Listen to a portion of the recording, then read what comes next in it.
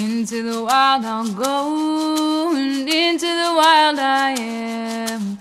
It's been a while, freedom child, since I left my roots back home. Into the wild I'll go, and into the wild I am. It's been a while, freedom child, since I left my roots back home. Welcome to the Free Birth Society podcast. This is a radical space for women who are ready to celebrate their autonomous choices in birth, motherhood, and beyond. Together, we'll learn about wild birth through personal narrative, we'll explore the politics of birth, and we'll analyze everything that relates to our lives as women from a feminist perspective.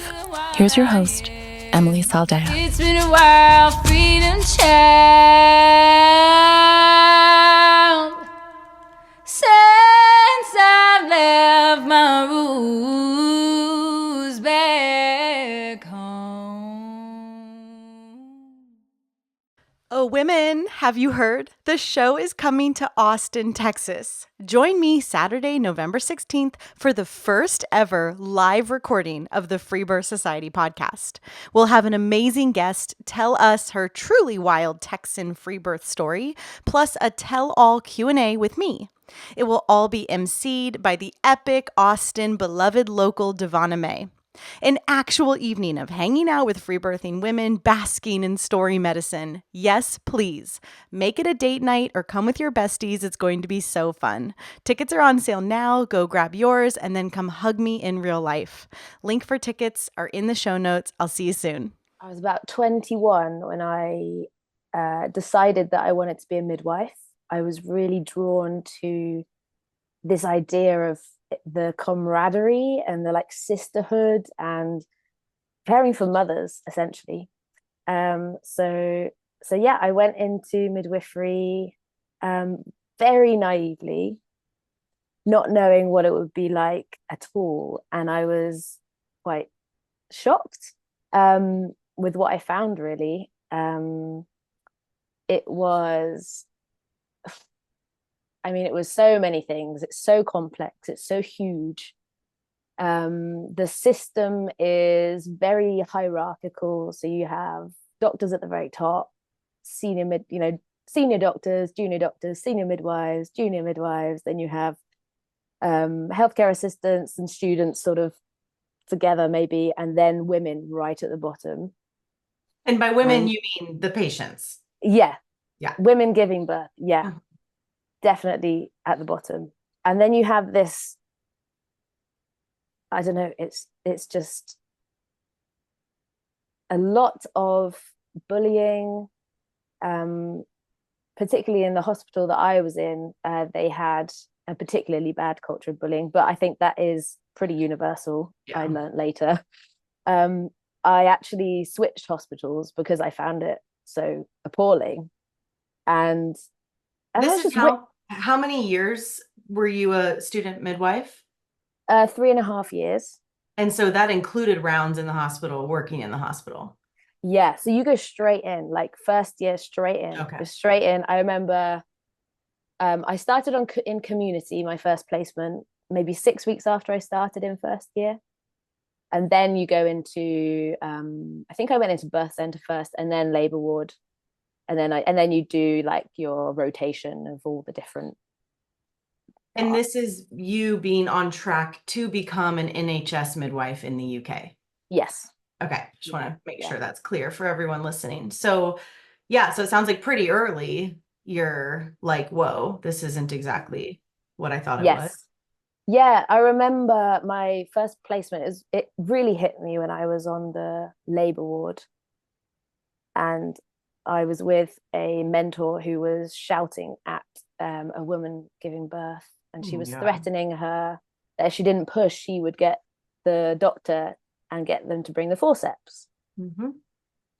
And just what do you do with that? I was just completely I think I really disassociated probably around then onwards, and I was I could feel myself becoming a shell of my former self, and I just looked at the midwives around me and I didn't want to be like them. And yeah, and over the 3 years, I continued through all my placements and had a particular interest in home birth. That was something I felt really passionate about, and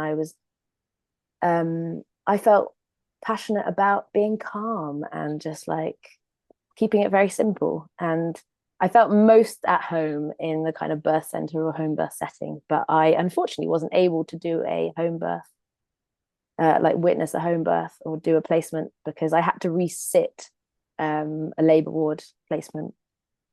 So yeah, they kind of obstructed me from doing home birth experience. Yeah, so 3 years down the line, I want to complete my midwifery, but I kind of know at this point that it's not something that I want to continue with. Did you have the language for why not? I didn't really have the language. No one around me was really questioning things. Right. I felt like a complete outsider, actually. Because I was questioning things, and then I was sort of being, I don't know, it felt like that wasn't welcome. Well, very much wasn't welcome. Yeah. And I made my own life very hard because I asked questions, and I have always, that's just who I am. I always ask questions, and just why we're doing things this way, and why we're not doing them this way, and could we try this? And there just wasn't a culture of curiosity. That was very much shut down.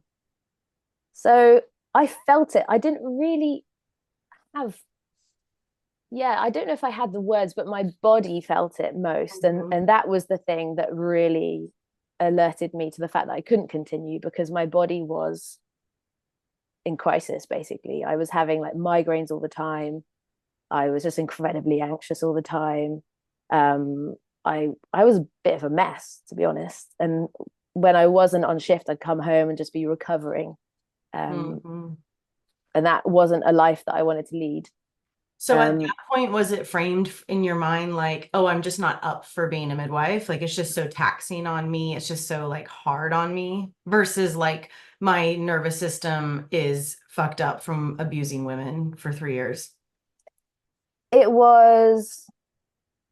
I saw it then as it's just a complete shit show.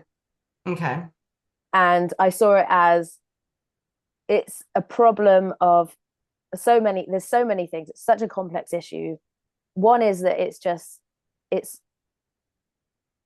a set of guidelines and policies that are designed for the masses that doesn't fit for the individual. That for me was just a very clear issue that has such widespreading consequences, and meant that I couldn't look after women how I wanted to, and what I knew they needed, just on a very instinctual level. And I didn't want to, I felt this conflict, like this permanent internal conflict, when I was like having to, write notes permanently, check the CTG, like fiddle with CTG straps, like deal with medications, all the bits that you have to do, and all the multitasking. Felt completely in conflict with being with the woman, just being with her. And that was what I wanted to do. And that's what I knew that women wanted. And I just saw them being corralled and coerced and having experiences that they didn't want, and that left them kind of shell-shocked. And I just knew that there was better than that. And I didn't know what it looked like at that point. So I hadn't seen it. I hadn't experienced it or witnessed it for myself. Well, I think for so many of us who grow up with this like vision of midwifery, or this kind of, maybe it's some sort of remembering, maybe not, I don't know. But I think the women who are really called to midwifery young for like the real reasons, like the authentic, reasons, when this is the only path in front of them, it's super weird and doesn't fit this sense of what you're called to do, like you're talking about, of actually being with women. It's like putting a totally different frame or paradigm onto what is otherwise a really pure vocation. It's like a Mm. spiritual calling, to Mm. serve in such a significant and pure way. And Mm. then the path laid out ahead of you, and most people, is to go through this very patriarchal, very hierarchical, like medical route, but call it midwifery. And it's confusing. I think women, I guess what I'm saying is it's so heartbreaking how many well-intended women who are called to midwifery get captured by allopathy and then can call that midwifery, and they don't actually get to do their soul's calling, or not get to. I mean, you could choose to, but when they get captured, they do something very different. Yeah, and it is a capturing, I think, and it is a choice, of course. And I chose to leave, but I also heard so many midwives say, this is wrong, and I can't leave because I've got a Mm-hmm. mortgage to pay. Mm-hmm. Those trappings that are all Mm-hmm. interconnected with everything. Yep. And the whole mindset of the type of people who get captured are very much those who want to help and feel like it's their duty to stay and to kind of sacrifice themselves and be a martyr. But I knew that I couldn't do that. I knew that if I went on, I would just sort of die a sort of spiritual death. Mm-hmm. That's how it felt at the time. And I knew that there was better. I didn't know what that was. I was pretty wrecked, but I just knew I had to leave. So I did. And I went and worked in a completely different sector. I worked in the homeless support sector for 3 years, which was a complete, felt very untaxing in comparison. And I actually really enjoyed it.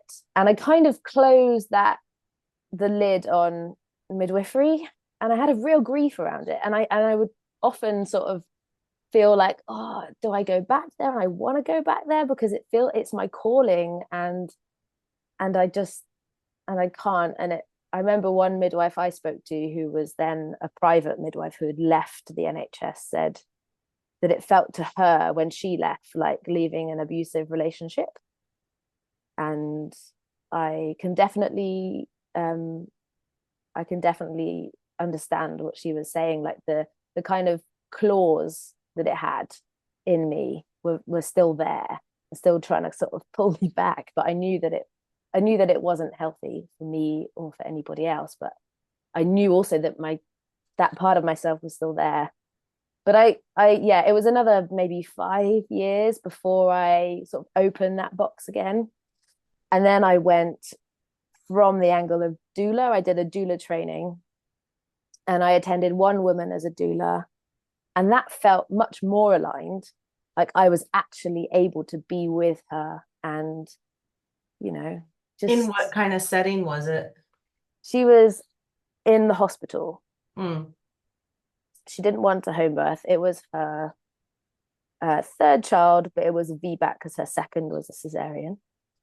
And luckily, it went very smoothly and very quickly. But it was a case of luck that it went quickly for her, and that there basically wasn't time for intervention, in my opinion. But that didn't feel right either. Like it felt much better. It felt much, much better. And, I wasn't having to like write notes and like fiddle with machines. I was just able to sit with her and rub her back when she wanted me to, and, put a cold flannel on her head and give her water, that kind of thing. And that felt good. But it didn't feel like my whole body again just tensed up when I went into the hospital. Okay, sisters, listen up. This is really big and really important. If you are a sovereign birth worker of any kind, if you are working with women holistically, totally independent of the medical system, the worldwide Sovereign Birth Professional Directory is finally here.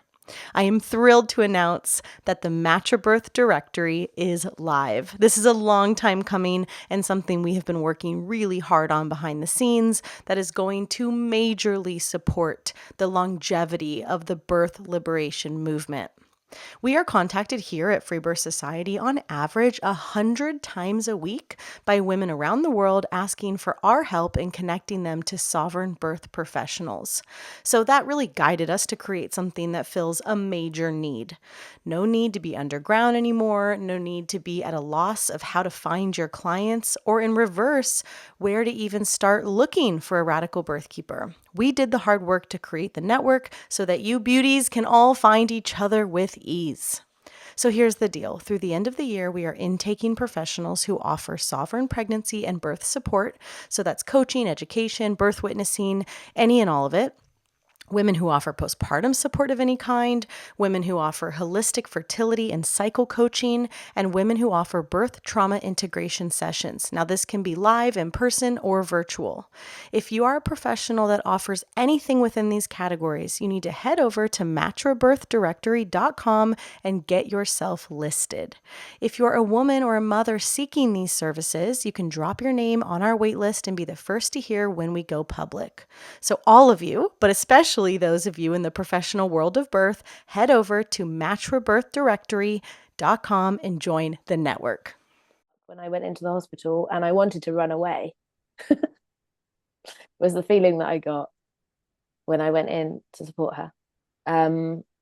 So then I'm also at this time also farming. I'm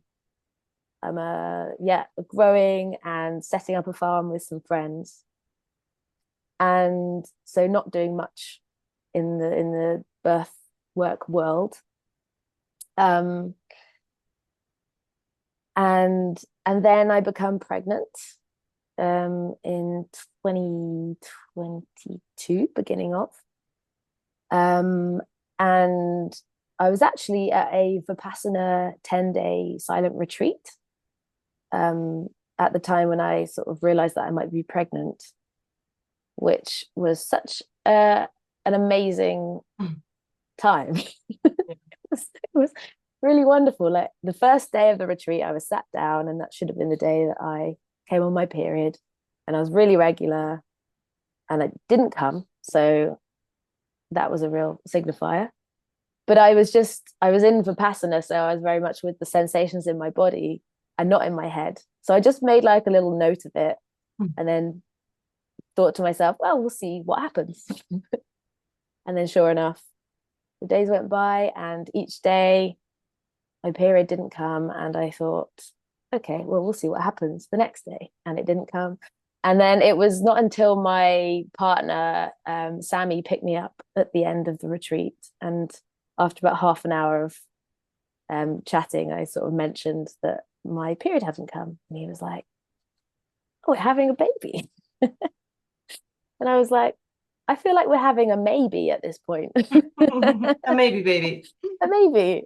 And then, a few more weeks passed, and it turned into we're having a probably. And then yeah. But yeah, I actually really credit Vipassana for the teachings that it gave me that I used in labor, and actually postpartum, and just every day up until now. So pregnancy, I'm still pretty indoctrinated, you could say, and also aware of the way that things work in the maternity system.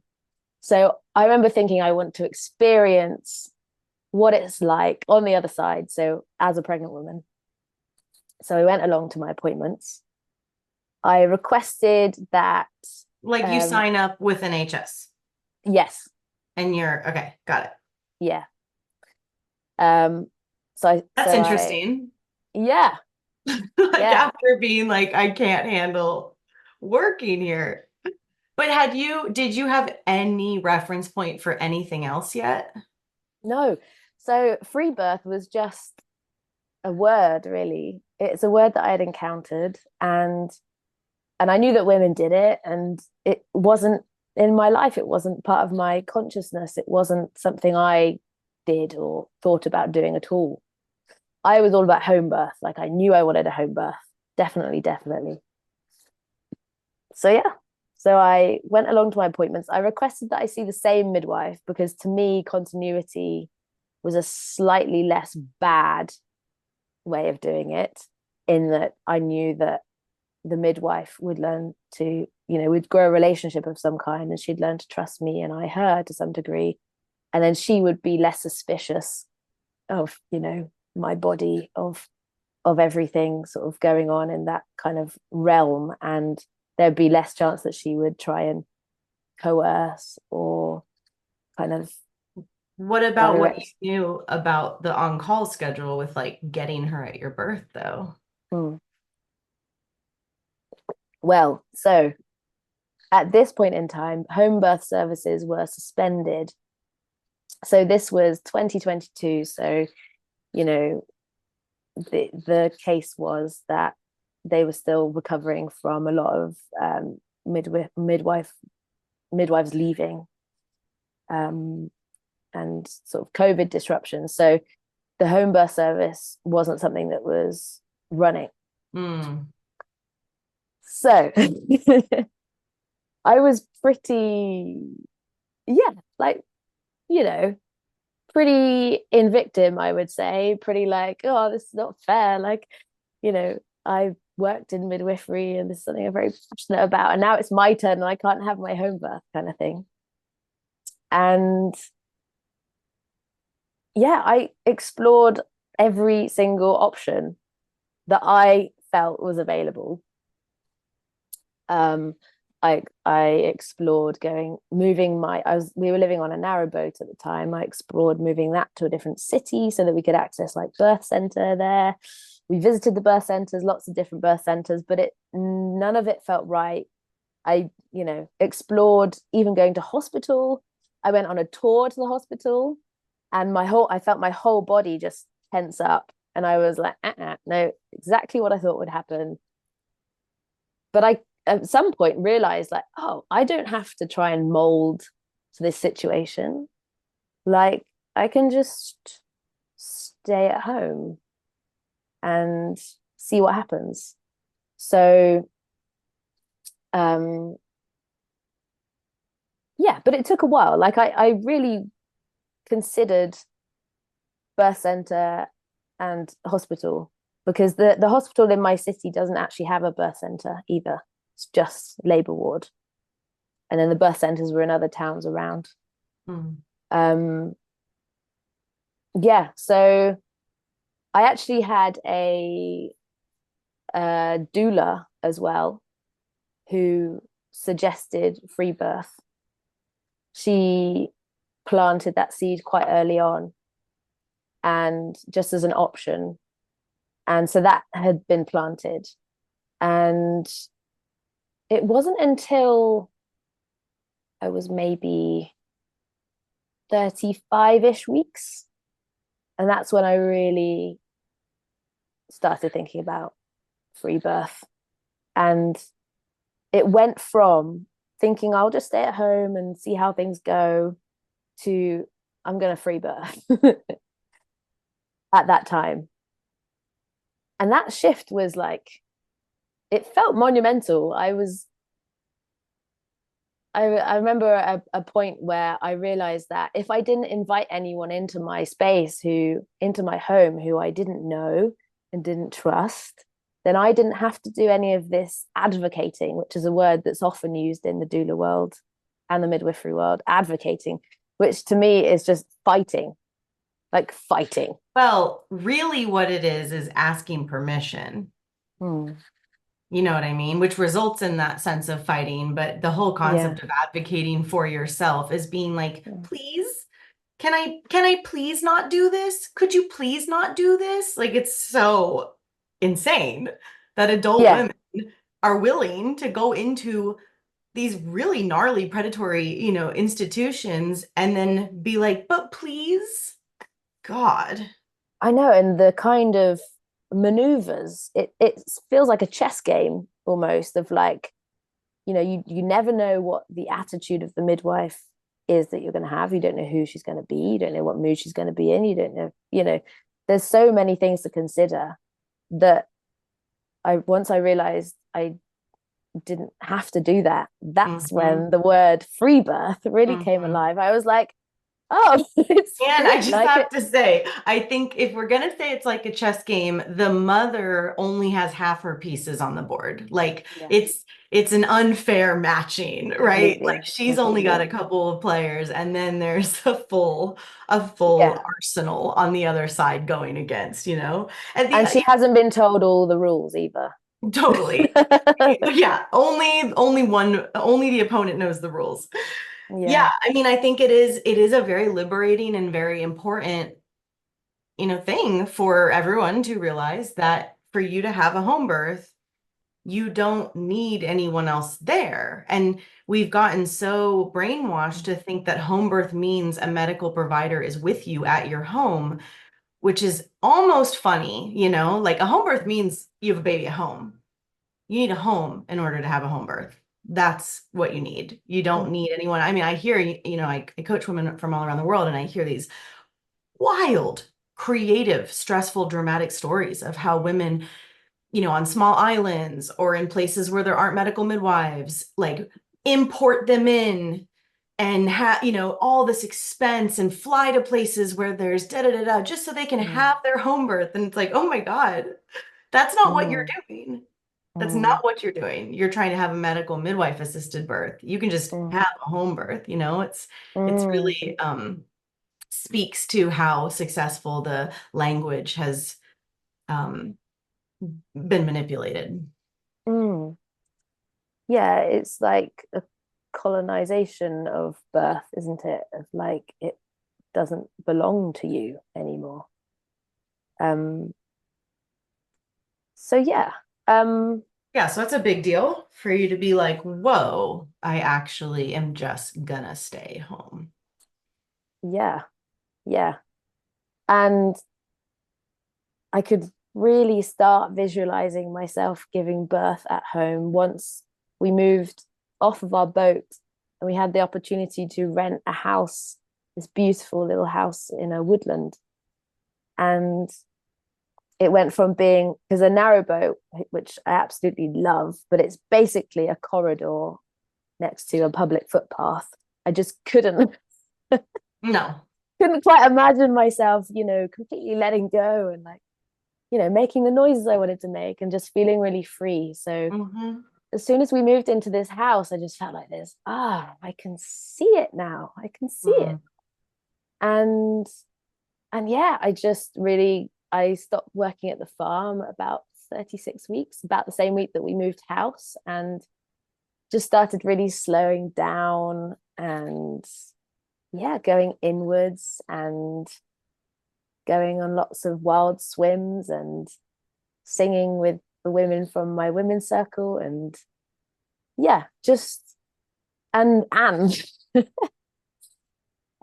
learning all my fears, which was the work that I was having to do at that time. I had a lot of them really come up, that were there from my midwifery days. Hmm.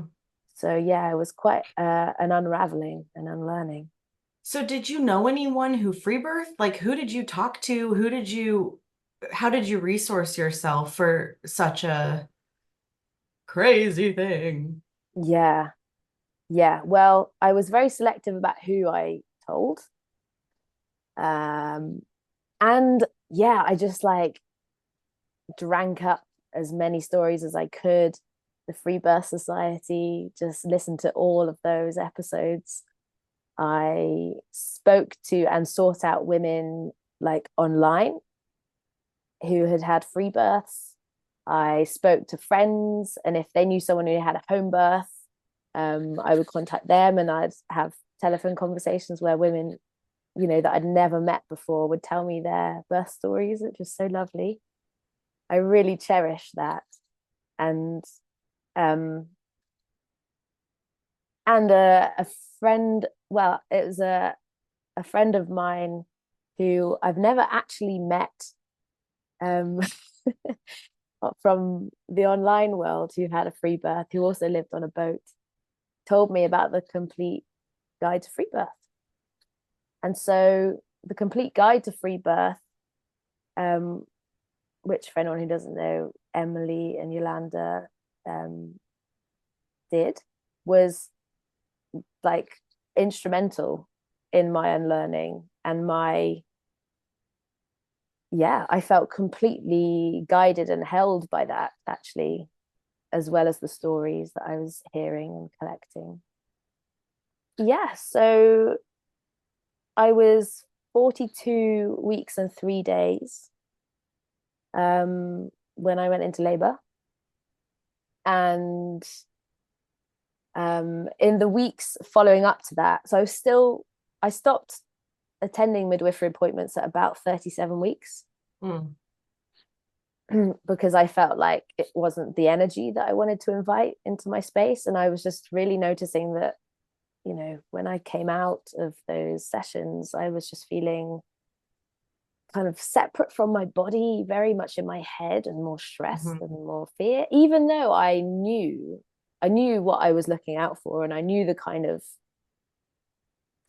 moves, if you like, that midwives would utilize to try and. But it's still a field, it's still, and this is where I think women really need to understand, like, it doesn't matter how strong you are, it doesn't matter how much you know, it doesn't even matter if you were a medical midwife student. It's a field of consciousness, it's a field of energy that when you are in it, man, it's hard, it's dark, it's heavy. It is all the stuff you're describing. And I think, I see so many women be like, well, I know enough that I can like hold my own. And I think that analogy we made up is maybe a good one, is like, okay, but you have half your pieces and you don't know the rules. You think you know the rules and you're wrong. I mean, maybe you can know some of the rules, but no one gives a shit and you have no power, right? No one gives a shit. No one gives a shit. I mean, that's essentially, I think there's a lot of truth in that, unfortunately, because, the focus is essentially on maintaining registration and ensuring that you're not litigated against as a midwife. So that felt like the main concern. And I'm sure there's midwives who do a much better job than what I'm kind of making it out like. But but they're up against all the same stuff that you were and that you've described. I'm going to say that I think the only way that you can do this job long term is to,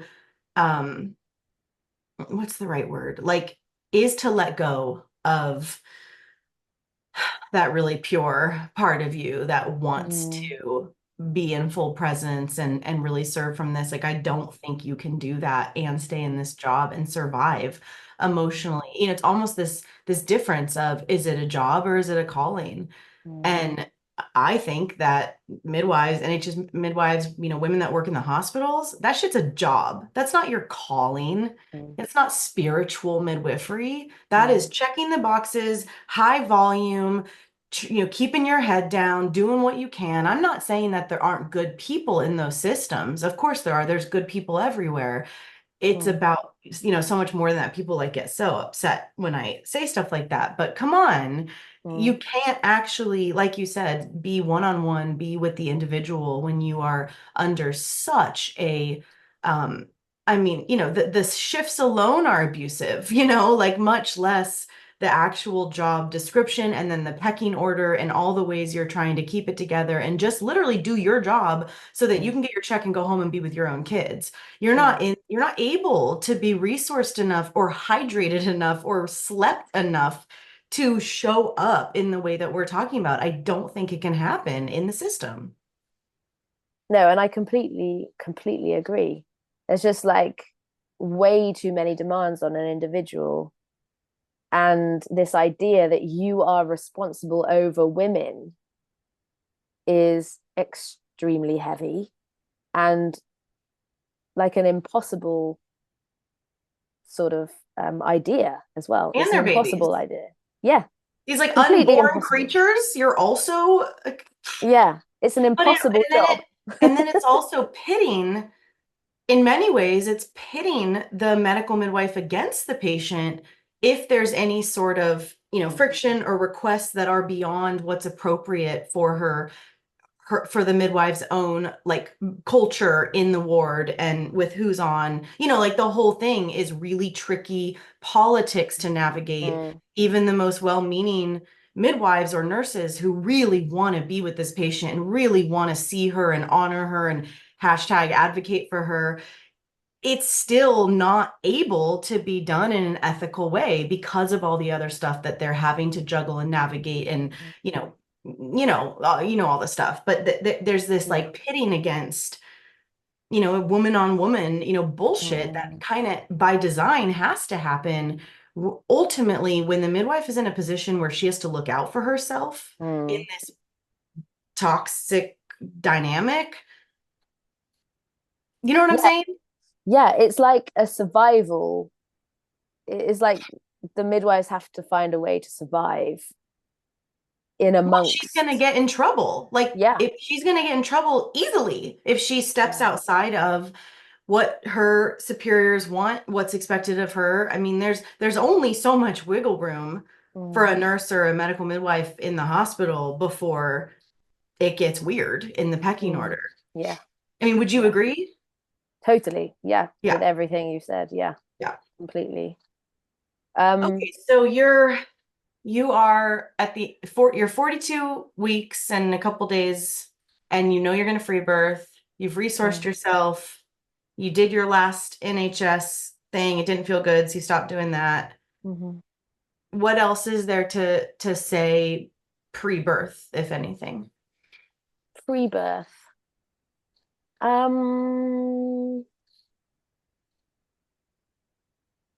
I think I felt really strongly, particularly towards the end of the pregnancy, that I wanted to be really intentional about who I was spending time with and what I was consuming, not only, food and drink, but also in terms of information, in terms of, the energy field that I was in. And I got really irritated and with the impatience that people were having, because I was 42 weeks now, and babies can't go to 42 weeks, can they? Like, do they let you do that? All those kind of comments.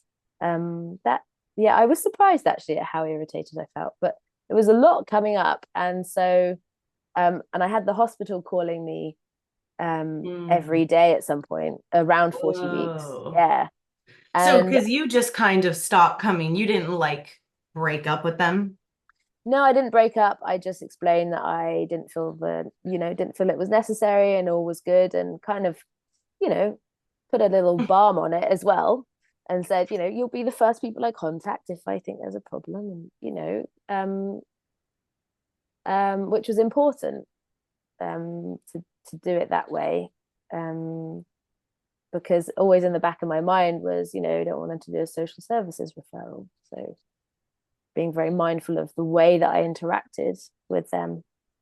Because I was very aware of that from my training, that it's always at the discretion of the midwife. And, if egos feel bruised, then there's more of a chance of referral.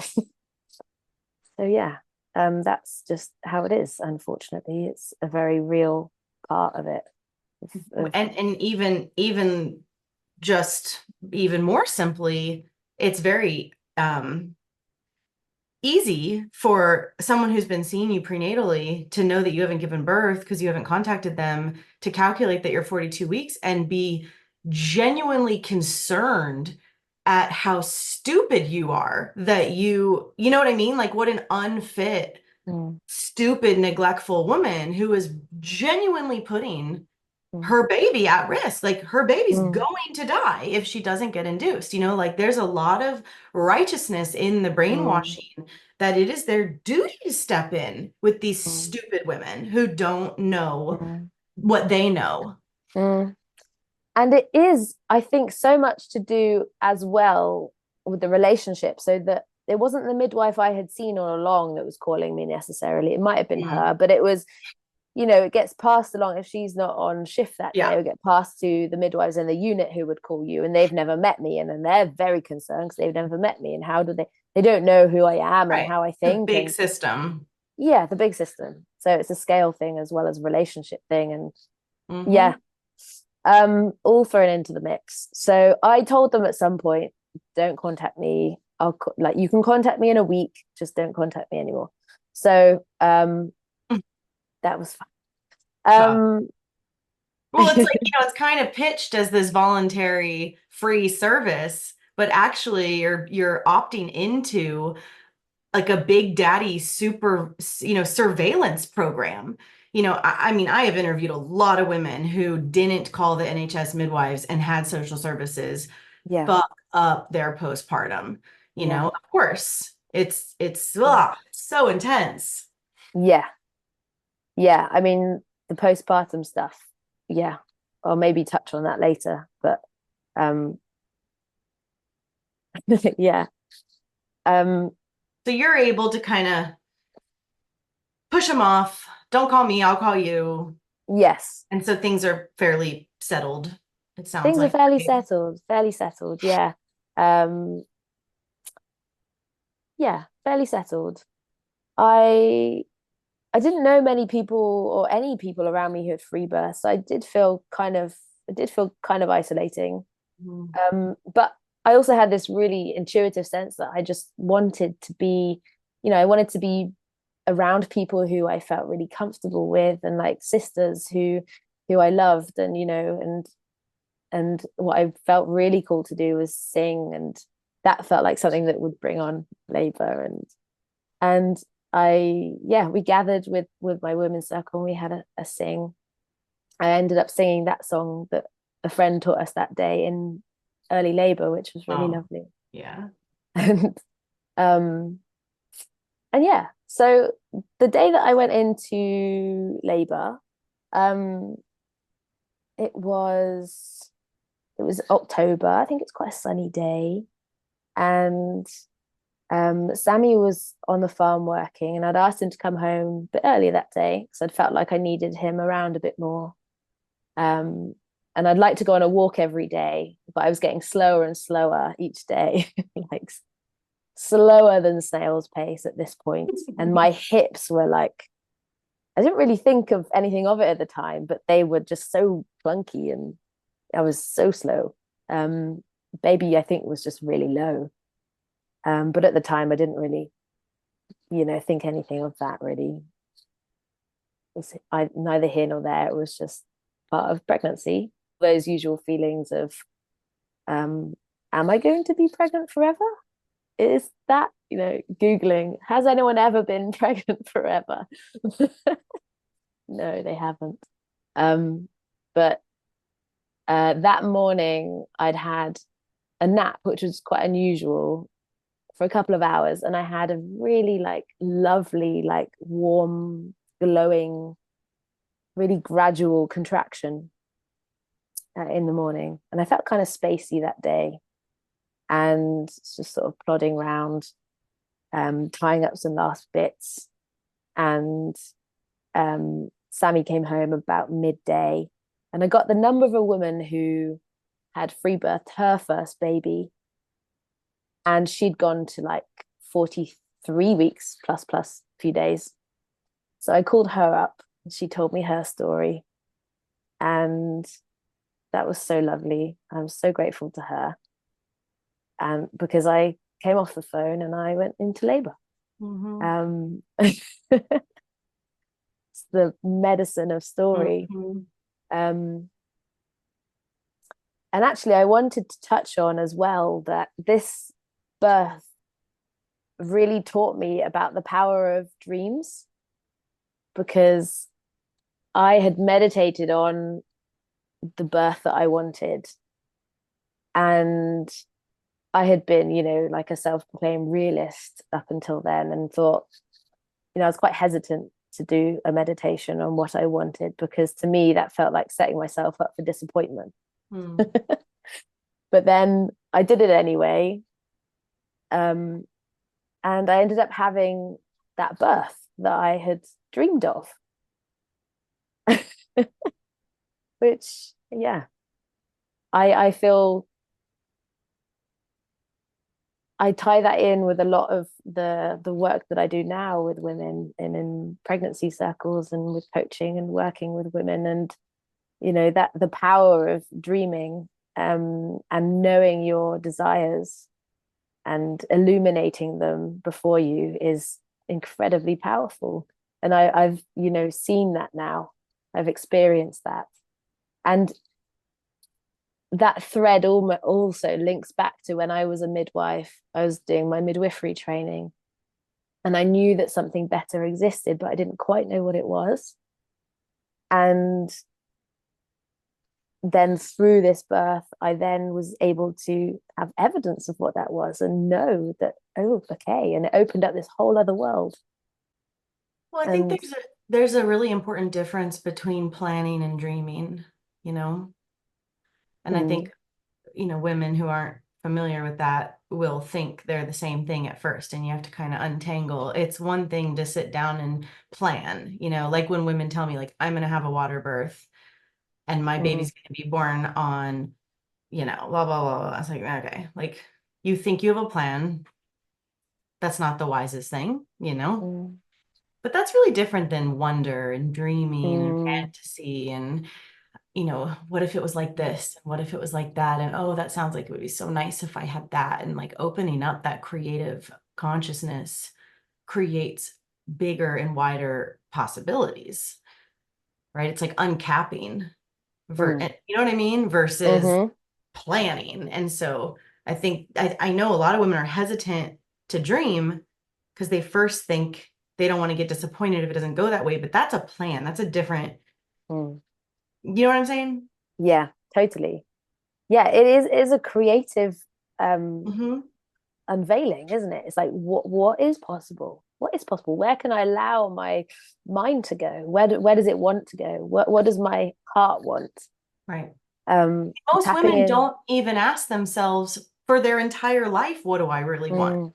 Women don't ask, what do I want out of a marriage? What do I want out of my career? What do I want my house to look like? What do I want my birth to be like? I mean, women are in such a reactionary, uncreative state, in such a survivalist state, until they're not.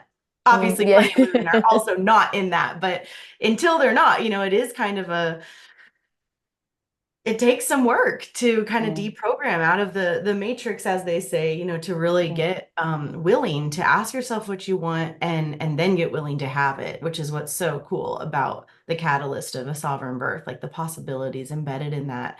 And pregnancy really asks that, or could ask us, what do I really want? And then, like you said, people actualize it. It's so cool. It's amazing. Yeah, I don't think I'd ever experienced anything quite like that. I think I'm someone who's quite, especially in the years before that, very in touch with, going for what I want and being in my heart space since leaving midwifery, actually. But that idea of actually meditating on what I wanted and that exact thing happening was new to me and wild, really. So I went into labor after this conversation. We were going to go on a walk, like a bit further afield, but I felt like just going on a walk around our house was a good idea, and I didn't really know why. I was just, going with the flow. And so we're walking through the woods and with my partner and my dog and singing this song that I'd sung with the women a few days previously, and the sun was just going down. It was about 6 p.m. at that point, maybe. And Sammy said, "Oh, this will be the last sunset, just the two of us." And I was like, "Yeah, that's sweet." And also, I don't know, who knows? Like, I'd prepared myself for it to be maybe 3-day long labor. Who knows? I was just very much with each sensation as it was coming, and it was a lovely moment as well. And we went back home, and the contractions started picking up, getting more intense. We thought, right, better have a bit of a rest, a bit of food. And I had a bath and some food, and Sammy had a bath too. So just, preparing for the long haul, really, potentially. Set up the birth pool. By that point, our boiler had packed in because we'd already had a bath. So Sammy was then using the kettle to top up the pool. I tried that. It didn't feel good at that point. So I came out and just was laboring in front of the fire, like the log burner, which was so lovely to have that element there with me too. And yeah, they really started to pick up. And my doula, Nova, I didn't quite know if I was going to be calling her, and I didn't quite know, there was a possibility that she wasn't going to be around as well because she was going away. And I knew all of this before we'd agreed to work together. And I was up for the gamble because really I wanted her there. And also I only really wanted her there. I didn't really know anyone that I wanted to invite into that space. And I labored for about 6 hours before we messaged her. And then Sammy messaged her when my contractions were really close together and really strong. And I was just very much with the contractions. I wasn't really in my head. I remember she asked, like, she asked Sammy how regular they were. And I was like, oh, I'm not counting at all. But then I sort of came into my head. I was like, okay, they're about 4 and 10, right? Okay, 4 in 10 minutes, 4 to 5. And so it was going to take her a couple of hours to sort out childcare and get over. So that was a good time, it felt to me. And so that was a moment of like assessment. And then I dropped back into my body, and I was very much with my breath and just meeting the sensations. And I was sort of like I was in Vipassana, just meeting the sensation and going straight to it and not trying to change it, just being there. And that worked pretty well until until it didn't. I carried on like that, and I remember I really wanted to lie down, so I would lie down, but then contracting lying down just felt like unreal, like I couldn't do that. So when the contraction came, I'd like flip over and go on my hands and knees, and that felt much better. And at that point, Nova had arrived, and I felt real relief at that point. Felt good to have her there. And she was a very calm, gentle presence and didn't say anything really. She was there and, giving me water and occasionally reminding me to pee. And at one point I felt quite stuck, like it was becoming a bit too much for me. And Nova, seeing this, suggested maybe the pool would be a good idea to try. And I was upstairs at that point, and it's a spiral staircase to get downstairs where the pool was, and it felt like quite an impossible feat. But I made it. I like ran down as much as you can run when you're in labor, like between contractions, and launched myself in the pool, and that felt good. And then I really started to feel like I was getting sort of thrown about by the contractions. Started to feel like, I can't meet it anymore. Like I'm feeling really out of control and like it's just beating me up. And that's the point when I started to look for a way out. And I said, I'd like you to call the midwives. And I knew that they wouldn't come out because the service was suspended. but I didn't know what else to do. Like, I didn't want to do it. I didn't want to do the labor or the birth anymore, and I wanted someone else to do it. So I pulled that card as the only one I really had. And Nova and Sammy were like super calm and didn't, like, they listened and they heard it, but they didn't do anything about it straight away. They let me contract a bit more, and then I was like, can you call the midwives? And we spoke about it, and it wasn't really a real reason. Like, I couldn't really articulate a real reason. It was that I wanted a way out. And anyway, Sammy went out of the house to make this phone call. I think he knew that it would be, quite disruptive to the room, I guess, having it inside. And he came back in and said, I spoke to the midwives and told them you were pushing, because I had been pushing a bit by that point. And they said that it's an emergency and you need to call an ambulance. So obviously that I knew that was not what I needed. And in that moment, I was just like, what? Okay, fuck the midwives, with my words. And that was the moment when I was like, okay, I'm going to get down to it, and it's down to me. Well, like, the kind of funny thing is it was always down to you. Like, what were they going to do? It's not like she's going to, what? Do it like, for me. Hop in my body and push. Trade souls with you. Yeah, that wasn't an option that they offered. Yeah, I mean, getting in an ambulance, calling anyone, getting in, like, this is ludicrous. That just wasn't, no, that wasn't going to happen.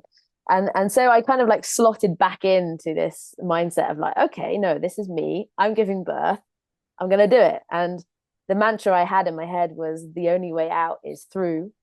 And so, yeah, I started pushing, and I had a feel, and I could feel my baby's head right at the top of my vagina. And I'm pretty sure it was a head. It could have been something else, but I was fairly sure it was a head. And after about an hour of pushing, it felt good to push. Like, I was pretty like actively, consciously pushing as hard as I could, actually, which felt good. It just felt good. And an hour later, I had another feel, and the baby had come like halfway down my vagina. And at that moment, I was just like, oh my goodness, like, I'm doing it. And this feels good. And I could feel my baby moving. And I knew that she was, I didn't know she was a girl, actually. I knew that my baby was well, and just felt amazing. And yeah, pushed for another hour, and Sammy was still there, like, filling the birth pool with pans of hot water, because at this point the kettle had broken. So he was like heating them up on the stove and then running through. At one point, like, got me a bit on the bum, which wasn't part of my birth dream, but it was nonetheless there. And it was fine. It wasn't bad. And yeah, baby started to crown. And I remember thinking, okay, well, that's why they call it the ring of fire, because it feels like a ring of fire. And at this point, very much with every single sensation, it was so lovely to like feel everything that was going on. Like, I could feel her feet wiggling, and it was just amazing. And even the ring of fire was amazing in its own way. And I did feel like my clitoris was going to ping off at one point. I don't know if that's TMI, but You're not the first, and you won't be the last. That did surprise me. But even so, all these sensations were such a privilege. I just felt very privileged to be experiencing them and in their fullness. And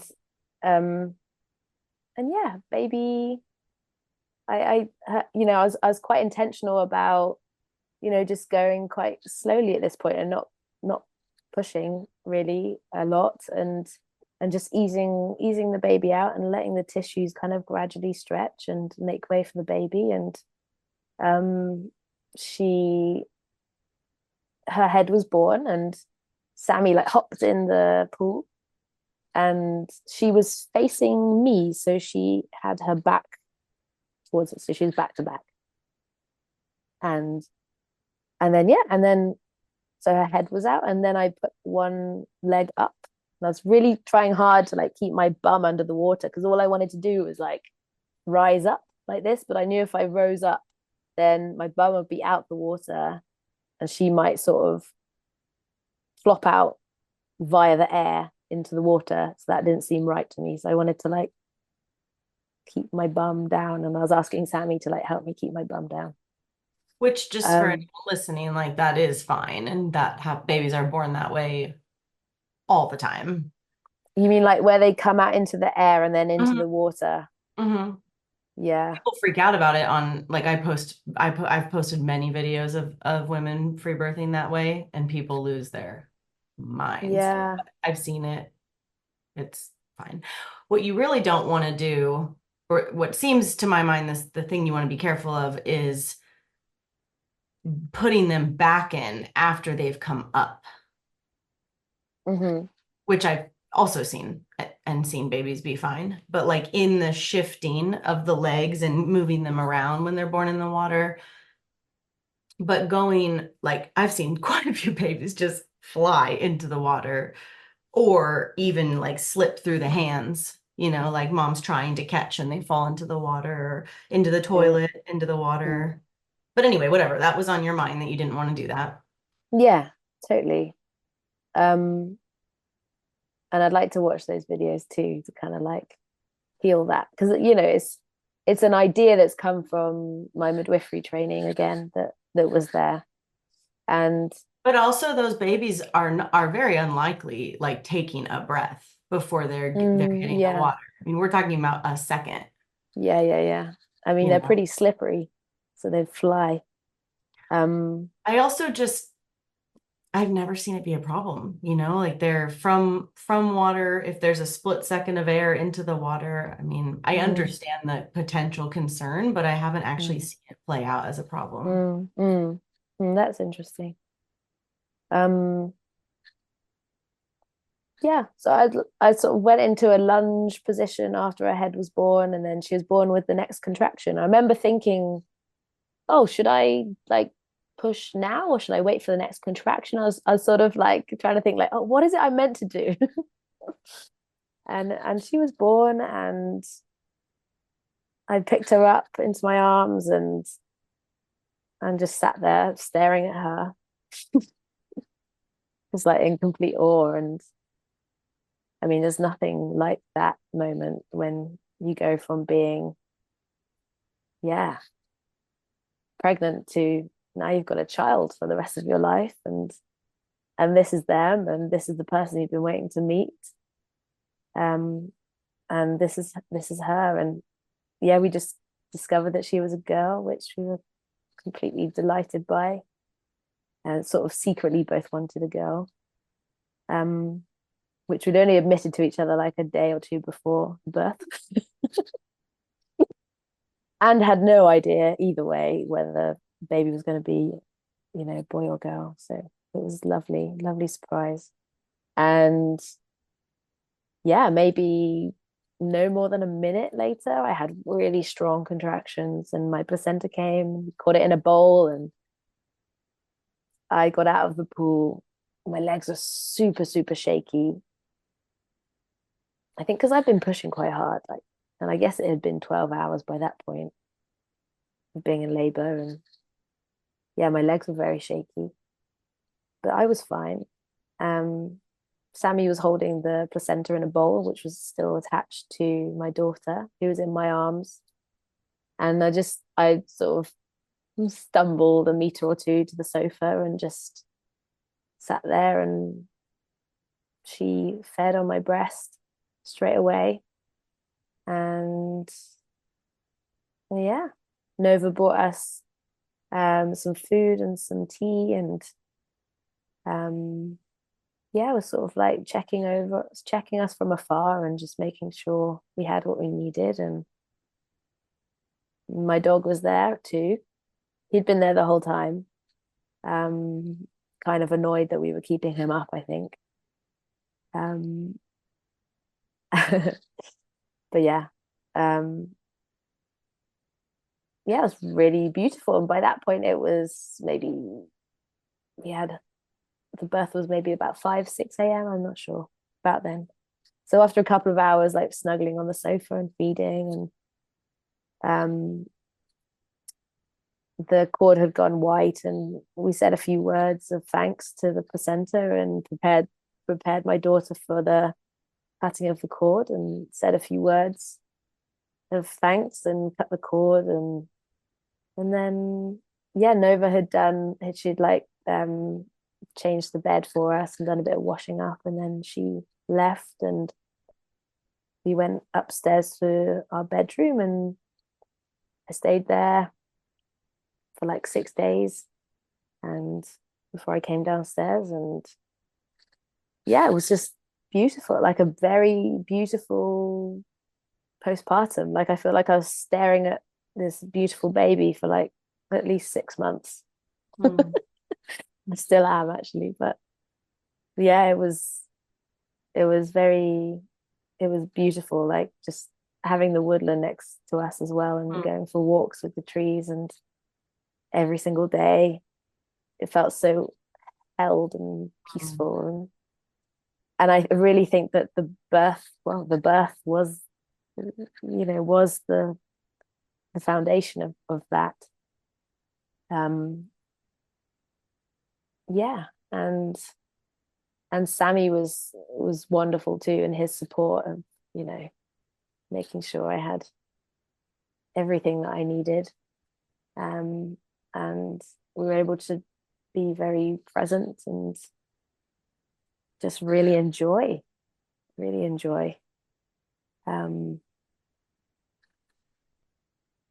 Yeah. So then, kind of in closing, take me through, kind of up till now. Like, you take RBK at some point. What's your work and birth look like now? Like, how did going through that school support you up till what you're about now? Yeah, wow. So after I had my daughter, I had quite a few women contact me asking if I could support them with their births, because the home birth service was still suspended. And there were a lot of women out there who, like me, wanted the home birth and were looking at other options. And my baby was super young still, like 4 months old and younger at some point. So when these women came to me, and I didn't quite feel like it was a good time to leave her or anything, but I really felt that calling, and I wanted a kind of a bit more guidance and support behind me. So I'd done the complete guide to free birth and absolutely loved it, and loved the way that you guys taught, and just the whole thing felt so like just everything that I needed to prepare for the birth. So I felt like I had like that was a good sort of route into working with you guys more. Yeah, and I did the school in, when did I do that? Yeah, it was 2020. It was 2022, was it? Oh no, sorry, it's 2023 spring. And yeah, I mean, it's changed my life completely. Like the birth, and then doing RBK, and then women coming to me, and and supporting them. And I've started a pregnancy circle I was already running women's circles for a few years. And then I started a pregnancy circle earlier this year, which has been just like beautiful to witness the kind of connections and the ripples that come out of that, and women sharing their stories. And even we've had women who aren't pregnant yet come to those circles too, and just be kind of exposed to those stories before they're pregnant, which I think is so important, to have that exposure before, if possible. And yeah, just a building community in this area. And yeah, it's just been such a simple thing that has come out of being part of the RBK school and feeling like that community, and then wanting to create sort of a version of that in my hometown and spread the word and let people know that it's an option. And yeah, just kind of illuminate birth for what it is. And it's just a very beautiful thing that like women get together and we sing and we eat food and we share stories, and we just, yeah, we're in our hearts with one another. And yeah, we've had like 4 babies were born in May, and 2 of those were free birth from our circle. One of them was a breech as well. And yeah, there's so many more coming as well. And there's a few of us now who are either pregnant and planning free birth or have had free birth, who all kind of thought we were on our own and that there was no one else doing it. And now, you know, we've got this collective community that just keeps growing. It's very exciting. And I have had the pleasure of supporting one woman with her birth. Yeah, and it was just an absolute, wow, it was just a dream. Again, I was able to support her exactly how I imagined I could and I wanted to. Mm-hmm. And it all just happened like that. And it was so simple and beautiful. And, you know, like, oh, just the whole process from the very beginning. Like, she contacted me before she was even pregnant, because she'd had a baby already in the hospital and wanted to know that when she got pregnant again, that there were other options, because she'd had such a horrific time. And so that whole process of just gently getting to know one another and building our connection, and yeah, it's just divine. And I can't think of anything else better to do in this world. Can I put you on the spot and ask you to sing your birth song? And that can be how we close your episode. Okay, I've got a bit of a sore throat, but I think I've got enough for a song. There's different parts, but I'll just stick to the one part. I don't think I'll manage 3 on my own. It goes like this.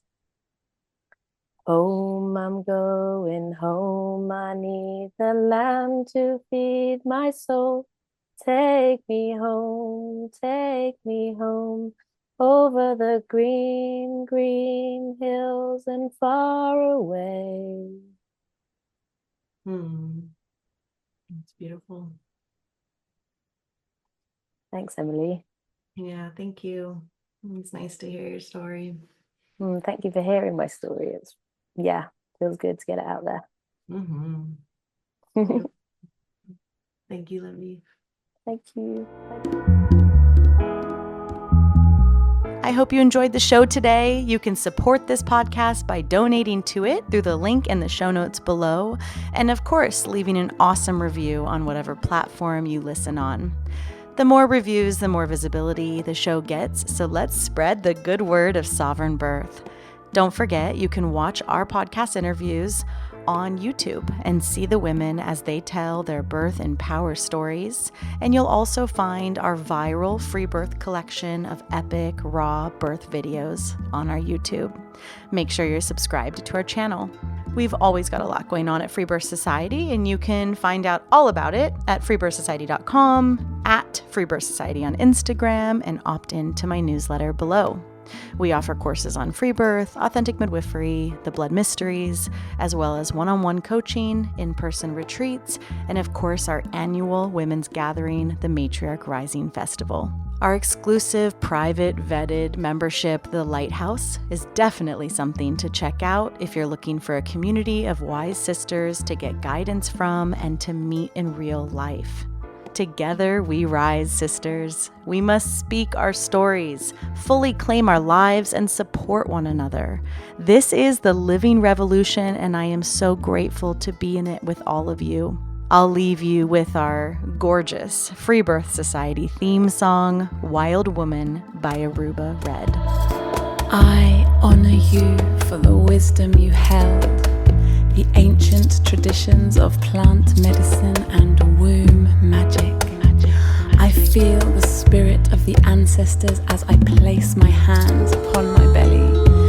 This sacred portal will be honored. Eons upon light beams of survival, withstanding the eradication of our power by design.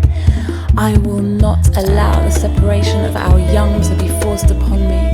My sisters will no longer birth in captivity. The picket line redefined from burning our wild women to paralyzing us and drugging our babes. Strapped down in a clinical white bed, drying up the milk from our breasts, keep your needles. My family will never again be doomed to chase those dragons or your poison. We reject your fear. We choose love. Everything with intention. Death, ascension. I will fly and bring her back from the stars.